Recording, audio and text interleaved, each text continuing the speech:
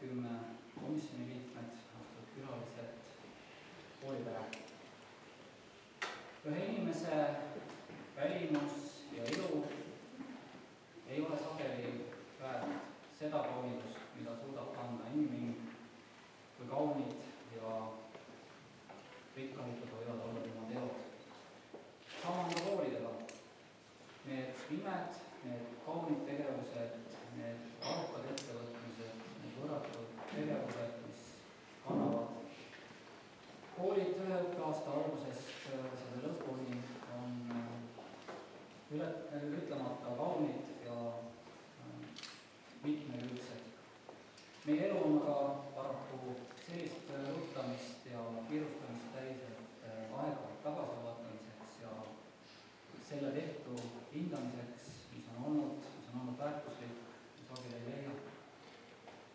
Meie kooli pere, meie õpilased, meie õpetajad, ülejäänud personal, me oleme pannud oma tegevustesse hinge, me oleme otsinud õpilase arengule mõtet ja põnevat ja mitmekülgset sisu. Täna siin selles kaunis talvises päevas on võimalus vaadata tagasi korraks ka veel eelmisel õppeaastal. Ma palun siia appi endale Mäksi ja Sandri, kes võtavad meil seda tagasivaadet ette kanda. Retla kool asub Järamaal, Türi vallas, Oisus. Oma nime on saanud kool Retla külajärgi, mis asub koolist 2 kilomeetri kaugusel. Retlas oli esimene koolimaja, mis asustati 1853. aastal. Uus koolimaja ehitati Oisu alavikku 60. aastatel, kuid kooli nimi jäi ikka Retla külajärgi. Hetkel on koolis õpilasi 78, töötajaid 23. Meil on oma logo, märk ja laul ning kooli kodulehekülg. Koolilaulu on kirjutanud meie kooli endine õpetaja Ülle Koppel. Kuna koolipere on väike, oleme juba mitmed aastad teinud kogu koolipere ühise pildi, mis iga aasta pannakse üles ka kooli seinale. Seal on meil üleval juba 5 aasta pildid. Järgnevalt lühike kokkuvõte meie igapäevastest tegemistest. Meie koolis õpivad aktiivsed sportlased. Kuigi õpilasi vähem, osaleme ikkagi jätkuvalt maakondlikel ravastepalli ja kergejõustikuvõistlustel, murdmaajooksustel ja saalihokivõistlustel. Vahetundides saab mängida karonat ja lauatennist. Kooliõuel on rularambid, kus on hea peale koolitunde aega veeta. Populaarne on meil saalihoki. Sellel hooajal õnnestus lausa saada Eesti meistrivõistluste võitjateks. Piltid saalihoki võistkond koos õpetaja Taiga Lauriga. Juba mitmendat aastat osalevad kooliõpilased ja ka osad õpetajad Paide Türi rahvajooksul. Igal aastal toimub kooli liikumispidu, kus 2 aastal on väljas olnud ka õpetajate liikumisrühm. Liikumispeo võitjatele on olnud auhinnaks pääse Veskisilla kohvingusse. Kuna elame metsade ja põldude vahel, on meil saanud traditsiooniks igal kevadel teha kodukohta tutvustatav orienteerumist matkamäng. Matka lõpetamine ühise grillimisega. Lisaks spordile on meie koolis õpilased väga musikaalsed. Meil on nii mudilaskoor kui ka lastekoor ja paljud häid soliste. Ei möödu ühtegi pidu või üritus, kus ei esineks mõni meie laulja või pillimängija. Meie on mitmed muusikakoolis käijaid ja esinemiskogemust saavad nad ka kooliüritustel. Osaletakse laululaagrites, poistelaulupäeval ja ansamblite ülevaatustel ja muidugi võetakse osa ka maakonna ning üldlaulupeost. Et väärtustada meie kandi rahvuslikku pärandit ja pidudel ilus välja näha ja oleme oma kooli 20 lastekoori ja 18 mudilaskoori laulele valmistanud lastevanemate, õpetajate ja õpilaste abiga täiskomplekti Türi piirkonna rahvaliideid. Kanname hoolt ka oma kooliümbruse korrasoleku eest. Kooliaed on rajatud aastakümnete jooksul koolipere ühisel jõul. Maja ees on aga uued ilusad lilleveelnad, millede rajamisel meie kooli tööd ja puhkelaager abiks olid. kooli auhinnarahadega. Kooli territoorium 3 küljest piiratud tamme alleega. Igasügisesed ja kevadised lehevisumised kooli ümbruses on saanud traditsiooniks. 3. aastat tegutsevad koolis õpetaja Sirje Kipsi juhendamisel kodutütred ja noorkorkad. Igal aastal lisandub nende ridadesse uusi liikmeid.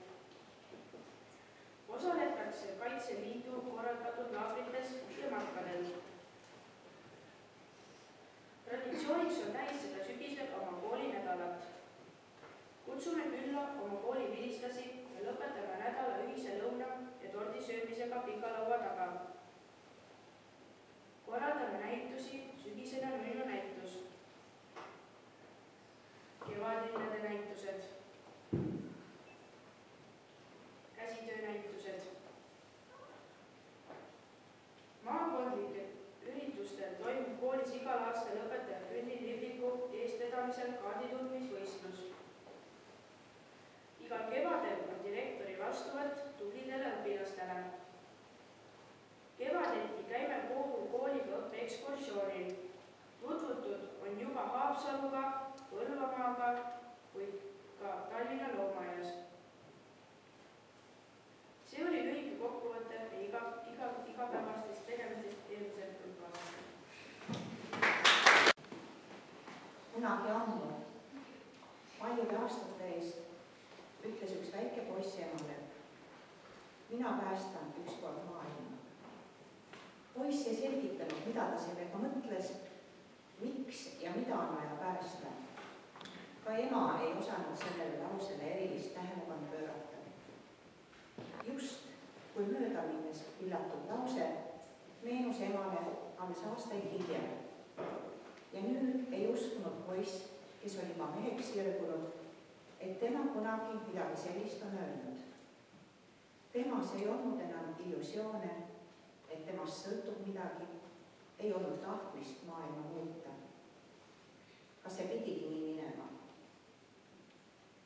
Kui Järva maavalitsus 2007. aastal alustas projektikonkurssi Järvamaa kaunis kool, oli meie eesmärk toetada koole meie lastest väärikate kodanike kasvatamisel. Projekti ideed olid just sellised, mis andsid ammendava vastuse, millistena me oma noori tulevikus näha soovime. Mõtestatud pedagoogilise tegevusega saab õpetada paljusid asju, nagu aktiivne eluhoiak, tegutsemisvalmidus, meeskonnatöö, demokraatia, vastutustunne, kriitiline mõtlemine, analüüsioskus ja otsustusjulgus. Projekt õpetab tegema meeskonnatööd. Lapsed, õpetajad, vanemad, kohalik omavalitsus, hoolekogu ja kogukond. Õpetab probleeme märkama, lahendusi otsima, ideid vahetama. Kui anname noortele võimaluse midagi enda ümber paremaks muuta, omandavad nad aktiivse eluhoiaku ja kasvavad üles teadmises, et nendestki sõltub midagi. Õpetada noortele, et ühistöö on väärtus, teha midagi teiste jaoks, otsest kasu saamata, see on paljudele võõras ja harjumatu mõtteviis. Projekti puhul on väga oluline, et see pakub eduelamusi ka vähem võimekatele. Sageli on just väiksemate akadeemiliste võimetega õpilased julged otsustajad, avarad ja teotahtulised organisaatorid ja ideede genereerijad. Neile tuleb anda võimalus. Tähtis märksõna on õues õppimine, mille kaudu õpetatakse lapsi loodust mõistma, hoidma ja keskkonda säästvalt suhtuma. Õues õppimine toob lapsed klassiruumidest välja elusa looduse keskele, mitmekesistab ja elavdab õppimist ja õpetamist. Projektil on tihe side õppekavaga, sest on ju õppekava läbivad teemad kodanikuharidus, keskkonnasäästlikkus, isamaaline kasvatus. Kasvatada kõikidest lastest väärikad Eesti riigi kodanikud, seda eesmärki on lihtne sõnastada, aga keeruline täita. Hoolimata erineva suuna ja tugevusega puhunud ajalootuudest on Eesti kool ikka lapsi kasvatanud. ikka üldinimlikest ja rahvuslikest väärtustest lähtuvalt. Soovin kõikidele õpetajatele sooja südant ja head tahet väärikate kodanike kasvatamisel.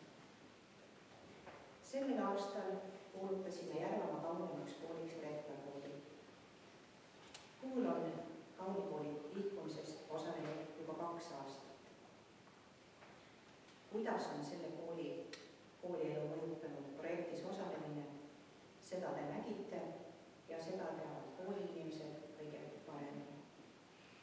Aga olen veendunud, et kõik koolid, kes 4 aasta jooksul on kaunikooli projektikonkursis osalenud, said kogemuse võrra rikkamaks.